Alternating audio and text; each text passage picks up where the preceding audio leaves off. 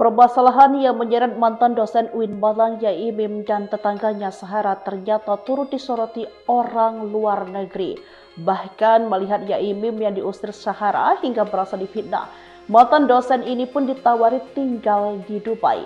Mantan dosen UIN Malang itu lantas mendapat ajakan untuk tinggal di Dubai, Uni Emirat Arab oleh seorang dengan akun TikTok Hamzer Lelasted. Dalam video tersebut, pria dalam video tersebut mengajak Yaimim untuk mempertimbangkan tinggal di Dubai. Orang tersebut pun memberikan jaminan bahwa Yaimim tidak akan mendapat hal serupa seperti perlakuan Sahara padanya. Lebih lanjut, ia mengatakan warga di sana tidak boleh main sembarangan merekam atau memotret orang lain tanpa izin.